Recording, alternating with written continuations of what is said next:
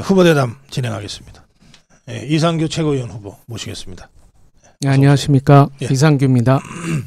제가 조금 전에 네. 김건희 여사가 한동훈에게 보낸 5차례에 걸쳐서 보냈다는 문자, 뭐 거의 원문이 그대로 지금 복원이 된 것 같습니다. 제가 쭉 읽어드렸는데 네. 어떻게 보셨습니까?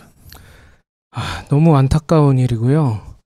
저 선거 때 아무 생각이 없이 그냥 선거 치르느라 이렇게까지 된지 몰랐는데 네. 이런 일이 있었던 거에 대해서 너무 경악을 하고 분노합니다. 이런 문자가 한 번 왔을 때 저는 바로 대답했을 것 같고 네. 너무 오히려 저는 위로해드렸을 것 같은데 네. 그 문자를 점점 더 진짜 너무 이게 뭐 감정을 담아서 마음이 다 들어있더라고요, 보니까. 그래서 그 문자를 5번이나 그냥 보고 아무런 답장을 안 했다는 게 너무 분노가 치밀어 오른 것 같습니다. 제가 문자를 그냥 읽어만 드렸어요. 아유. 심행님, 고 박사님 눈물 나요 이러셨습니다. 우리 자유파 국민들이라면 다 비슷한 심정이시지 않을까 뭐 그런 생각이 드네요.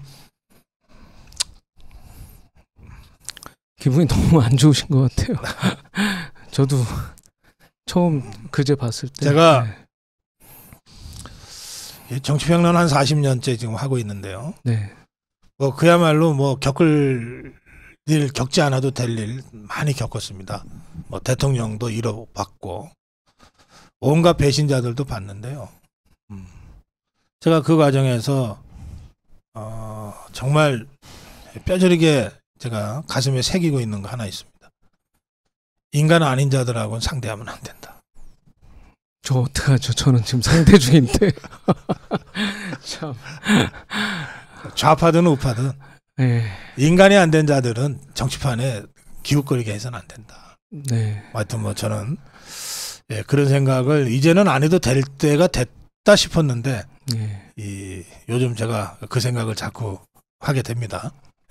자, 위로의 말씀을 드리고 싶습니다. 저도 가슴이 너무 아픕니다. 이럴 줄 알았으면 정치판은 안 들어오실 걸 하는 생각은 혹시 안 하셨어요? 엄청 하고 있습니다. 그렇지만 어쨌든 끝까지 끝장을 한번 보고 싶습니다. 아무것도 모르고 최고위원 출마했는데 제가 꼭 해결해 보려고 합니다. 이거에 대해서. 어제도 얘기했습니다. 연설하면서. 광주에서 연설을 했는데요. 광주 분들이 분노하시더라고요. 배신자라고도 얘기하고 청년들이 한 번도 광주에 안 왔으면서 어떤 그런 면목 낯짝을 가지고 왔느냐 이런 얘기도 하고 굉장히 광주를 배려하는 그 전남 전북을 배려하는 제주를 배려하는 당규가 있거든요. 그 당규 어겼거든요. 국민의 미래 비례대표 정말 심각합니다. 비례대표를 호남에 5석. 맞습니다. 당선권에 5석. 맞습니다. 그렇게 돼 있죠. 전번 그 비례대표 15% 미만 득표 지역인데요. 15% 미만 득표했다는 거는 선거비 보전을 못 받았다는 얘기잖아요. 뭐 아시겠지만 선거에 나와서 선거비 보전을 못 받으면 선거비보다 사실은 더 돈이 들어가기도 하지만 준비 과정에서 예비 후보 때는 많이 들어갑니다. 하지만 그건 또 보전 못 받는 돈이고 하지만 선거 기간에 그 한 2억 정도의 돈을 써야 되거든요.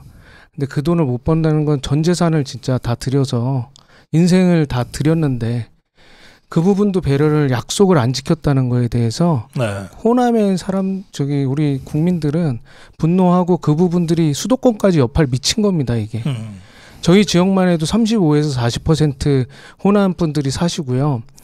호남 향후회가 3개나 됩니다. 영남 향후회 하나도 없고요. 충남 향후회 하나 있는 충청도 향후회 하나밖에 없고 너무 가슴이 저는 아프더라고요.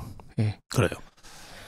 자, 지금 총선 백서도 아직 결론을 내지 못하고 있는. 맞습니다. 지난번에 2차 독해 한다고 그랬습니다. 끝났죠? 어제 한다고 제가 이렇게 여기 출연해서 말씀드렸는데 어제 회의 완전 난장판이었답니다. 왜요? 그동안 회의도 잘 안 나오셨던 분들이 갑자기 회의에 4분이 나오셔가지고 총선 백서가 정치적으로 문제가 있다.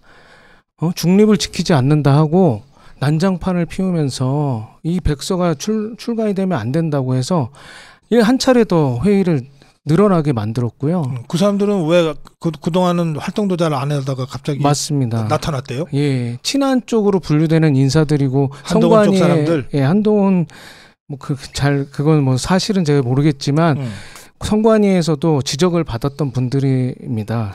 두 분은 변호사고 두 분은 방송 쪽에서 활동하시던 분입니다. 그래요? 굉장히 심각하다고 봅니다, 저는. 그 자리에 제가 만약에 그 사퇴 안 하고 있었으면 제가 준엄하게 꾸짖었을 겁니다. 회의 한 번도 제대로 안 나오셨던 분들이 어떻게 이런 얘기를 할 수 있느냐. 총선 백서 그동안 했던 위원들을 진짜 폄훼하게 되는 거 아니겠습니까? 네. 엄청나게 열심히 했거든요. 1000명 이상을 면담했고 네. 예, 30번 이상의 회의를 했고 네. 두 달에 30번이면 이틀에 한 번 꼴 아닙니까? 그리고 모든 회의는 녹취 및 속기를 했거든요. 네. 국민의 세금이 어마무시하게 들어갔습니다. 당원들의 당비도 들어갔지만 반절은 또 국민의 세금입니다. 네. 국민의 세금을 이렇게 함부로 생각하고 자기들 이익을 위해서 이걸 막고 있는 행위에 대해서 저는 정말 규탄하고 싶습니다. 왜 막는 걸까요? 총선 백서를? 내용도 잘 모르세요. 지금. 그분들도 내용도 잘 모르세요. 잘 안 나와가지고. 근데 그분 너무 무서워하는 것 같습니다. 보시면 알겠지만 네. 한동훈 후보가 총선 백서라는 말도 언급도 안 합니다. 인터뷰할 때도 총선 백서에 관한 질문이 있으면 빼달라고 한다고 그러더라고요. 그래요? 예, 제가 들은 얘기입니다. 이거는 정확하게 인터뷰하셨던 분한테. 네.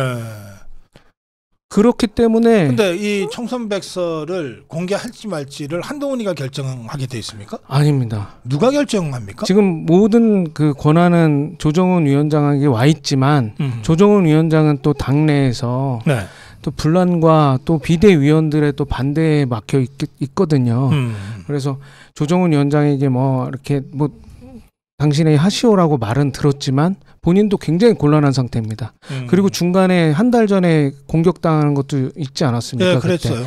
그때 공격하셨던 분들이 지금 한동훈 캠프에 거의 계십니다. 네. 계속 지금 그런 얘기를 하고 계시고. 네. 네.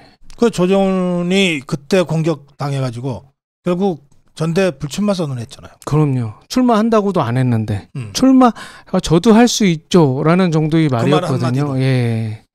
뭐 심판이 운동하냐 선수로 뛰냐 이런 식으로 계속 공격을 했거든요. 그리고 온갖 문자와 전화 그리고 댓글들 그래서 공황장애 비슷하게도 왔다고 얘기 들었어요. 아 그래요? 네. 그래서 보좌관들은 그래도 계속 용기를 드리고 막 좀 저희가 있습니다 했는데 네. 저희 이제 너무 힘들어해가지고 불출마 선언도 하게 된 거고 미안하잖아요. 총선 백서 위원들한테도. 예. 예. 그때 굉장히 심각해가지고요. 대만에 가 계실 때였거든요. 대만에서 줌 회의를 했습니다. 전체 위원들한테. 예. 근데 얼굴이 굉장히 안 좋고 예, 그때 그런 얘기를 하더라고요. 그래서 제가 문자도 좀 보냈더니 예, 우리 이상규 예. 후보는 총선 백서 거의 모든 회의를 거의 다 참석하려고 노력했고요. 예. 뭐 한두 개 빼고 다 갔습니다. 남의 회의까지 들어갔습니다. 저는 백서가 어쨌든 공개돼야 된다고 생각하고 저도 마찬가지입니다. 그것도 전대 전에 공개돼야 된다고 하루라도 빨리 공개돼야 된다고 생각하지만 네. 지금 뭐 그런 식으로 막 난장을 지기면서 네. 지금 공개를 막고 있는 상황에서는 네. 조정훈 위원장이 결단하기는 쉽지 않을 것 같으네요. 자, 하여튼 그걸 네. 전제로 그러면 이상규 후보가 총선 백서 위원으로 네. 활동하면서 느낀 점이 있잖아요. 네. 이번 총선 왜 졌다. 네. 그건 개인 의견으로는 얘기할 수 있잖아요. 네. 한번 좀 정리해 주세요. 저도 이제 선거 기간에는 그 뉴스 한번 보지 못할 정도로 바빴습니다. 네. 아무것도 모르고 뭐 여기서 오라고 그러고 저기서 인사 가라고 그러고 산악회 같은데 하루에 막 버스 5대 가면 5군데 올라갔다 내려갔다 해서 정신이 없었거든요. 네. 그래서 왜 졌는지 모르고 그냥 언론 얘기만 들은 겁니다. 그럼 대부분이 대통령실의 실수로 갔거든요. 그 당시에 언론 분위기가. 아하. 그래서 저도 근데 좀 이상한 거예요. 그래서 제가 그럴 수가 있을까? 대통령실이 선거를 치렀나? 이런 생각이 든 거예요. 그래서 저는 공부를 좀 했습니다. 당에 대해서. 네. 그래서 여의도 연구원 당의 조직, 홍보 조직 문제 있었던 것에 대해서 제가 컨설턴트 경영 기업에 대해서 문제를 파악하고 해결하는 그런 보고서 비슷하게 냈죠. 냈더니 이제 그걸 가지고 조정훈 의원이 저보고 같이 하자고 해서 한 겁니다. 네. 그래서 내부에 들어가서 회의를 좀 하다 보니까 황당한 일들이 많았던 거예요. 처음에 시작하자마자 저는 당의 당원 당규 정강정책집을 3번 읽었습니다. 그런데 요 안에 다 있는 얘기들이 선거하면서 한 번도 못 본 일들이 많은 거예요. 그래요? 예, 선거의 과정, 선거의 그 기본들이 다 돼 있습니다. 제가 정강정책 읽으면서 배운 게 정치는 선거다. 무슨 위원회, 뭐 청년위원회, 여성위원회 이런 것들이 다 선거로 다 뽑더라고요. 그렇죠. 예. 선거도 어떻게 뽑느냐, 회의 어떻게 하느냐, 이게 다 들어있습니다.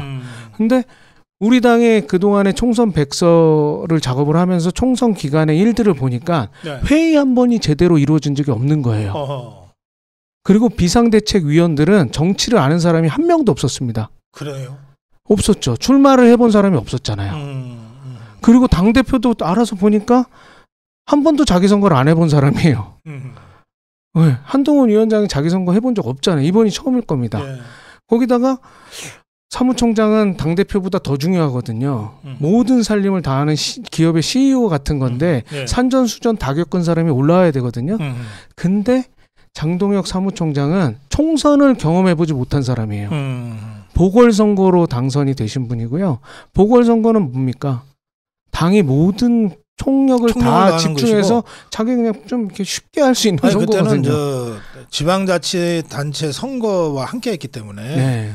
그리고 그 김태흠 충남도지사가 당선되는 그 흐름 속에서 당선됐기 때문에 뭐 선거도 아니었죠. 맞습니다. 예. 그러니까 총선 때는 자기 지지율이 안 좋았거든요. 예. 그러니까 자기 지역구 내려가느라고 거의 없었던 겁니다. 예, 공천 때만 좀 있었고 거기다가 또 공천 어떤 과정으로 됐나 또 봤는데 황당한 과정들도 많았고 예. 뭐 장해찬 뭐 후보를 이렇게 컷오프하는 과정에서도 굉장히 무리가 있었고 뿐만 아니라 홍보에서도 홍보본부장이라는 사람이 계속 그냥 윗사람만 뭐라 하는 겁니다. 그래서 아니 얼마나 홍보본부장 하셨습니까? 했더니 4년 반이나 했더라고요. 그럼 홍보본부장이 높은 자리거든요, 굉장히. 네. 홍보본부장실이 이 방보다 넓습니다. 그래요? 엄청 넓고 사람도 13명이나 있는데 핑계만 대. 그래서 제가 봐서 누가 홍보본부장이었어요?